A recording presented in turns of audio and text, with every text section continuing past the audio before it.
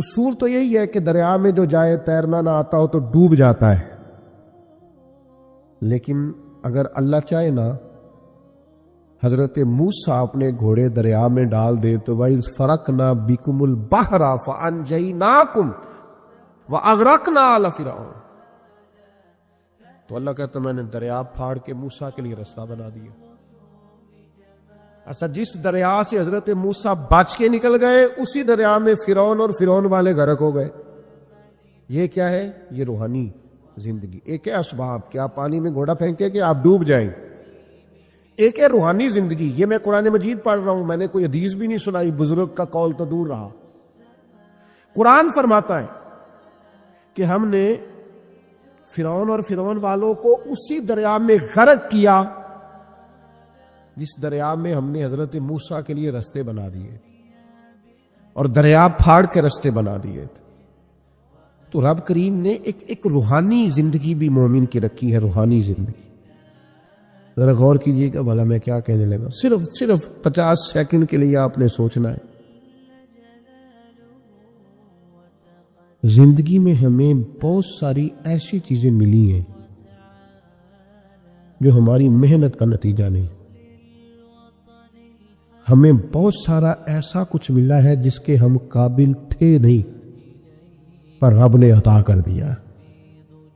نہ سمجھ لو آپ، یہ جو آپ کو ملا ہے نا، تھے نہیں قابل پر ملا ہے، کچھ تو محنت کی ہے، کوشش کی ہے، تو اس کے سبب سے ہو گیا۔ جو بغیر محنت کے، جد و جہد کے ملا ہے نا، یہ وہ روحانی رستہ ہے جس کے بارے میں اللہ کا قرآن کہتا ہے وَمَن يَتَّقِ اللَّهَ يَجْعَل لَّهُ مَخْرَجًا، جو اللہ سے ڈرے گا اللہ ہر مشکل سے نکلنے کے لیے اسے رستہ عطا کر دے گا، وَيَرْزُقْهُ مِنْ حَيْثُ لَا يَحْتَسِبُ، اور اسے وہاں سے رزق دے گا جہاں سے اس نے کبھی سوچا بھی نہیں ہوگا۔ ایک روحانی زندگی ہے انسان کی، وہ میرے ساتھ بھی ہے، آپ کے ساتھ بھی۔ کئی چیزیں ہمارے پاس ایسی ہیں کہ اگر ہماری قابلیت دیکھی جائے تو وہ ہمارے پاس ہو سکتی، یعنی سے ثبوت نہ پوچھو میں تو نظر کرم قد ہوئی، اے میں جانا یا دل بھر جانے، اے پھر غیر نہ جانے۔ کچھ چیزیں ایسی ہیں جو خالص مختصر سی میری کہانی ہے، جو بھی ہے ان کی مہربانی، وہ ہماری محنت کا نتیجہ۔ یہ روحانی زندگی ہے، روحانی زندگی کو سمجھو۔ ایک روحانی نظام ہے اللہ کا، اس نے بنایا۔ صحابہ فرماتے ہیں جنگ بدر کا موقع تھا، اللہ کے فرشتے آئے ہوئے تھے، قرآن کہتا ہے فرشتے آئے ہوئے تھے، تو حال یہ تھا کہ صحابہ فرماتے ہیں ہم کسی کی گردن کافر کی کاٹنے لگتے تھے، اس کی گردن ہم سے پہلے کٹ کے گر جاتی تھی۔ یہ کیا ہے؟ یہ اللہ کا روحانی نظام ہے، اس نے بنایا ہے۔ آپ کے اور میرے ساتھ یہ نظام وابستہ ہے۔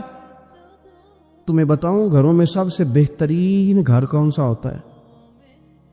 او میرے بھائیوں، وہ کتنا کو بہترین گھر ہے جسے مدینے والے رسول نے بہترین کہہ دیا ہے۔ فرمایا تمہیں بتاؤں نا گھروں میں بہترین گھر کون سا ہے؟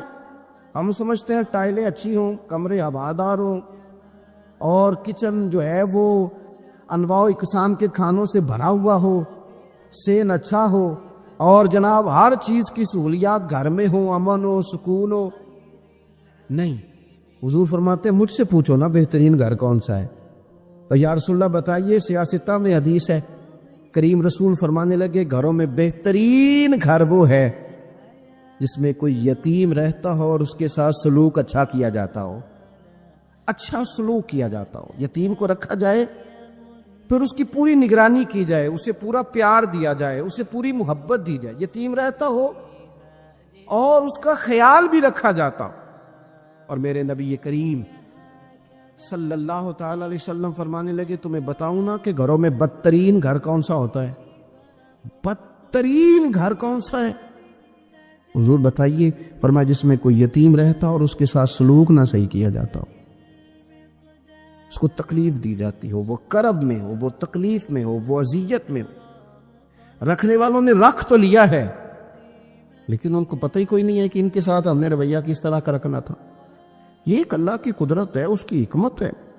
چلے جاتے ہیں بعض اوقات بڑے، میں نے جو شروع میں آیت پڑھی، اللہ فرماتے ہیں علم یجد کا یتیماً فآویٰ، محبوب ہم نے آپ کو یتیم پایا، پھر اپنے جوار رحمت میں وسیع جگہ دی، پھر ہم نے آپ کو غنی کر دیا، پھر ہم نے آپ کو اپنے قرب کا رستہ عطا کیا۔ اللہ نے نبی کریم علیہ السلام کو در یتیم پیدا فرمایا۔ یہ یتیموں کے تعلق سے ایک عظیم شان ان لوگوں کو دینی تھی، تو اللہ نے اپنے حبیب کو بھی در یتیم پیدا کر دیا۔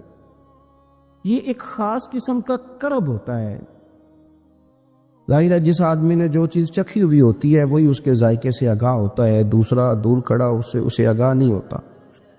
جو چکھ لیتا ہے، جو پانی میں اتر جاتا ہے، وہ اس کی گہرائی بھی جانتا ہے اور ٹھنڈا کتنا یہ بھی سمجھتا ہے۔ جن لوگوں نے یہ دور گزارا ہوتا ہے ان کو اس کا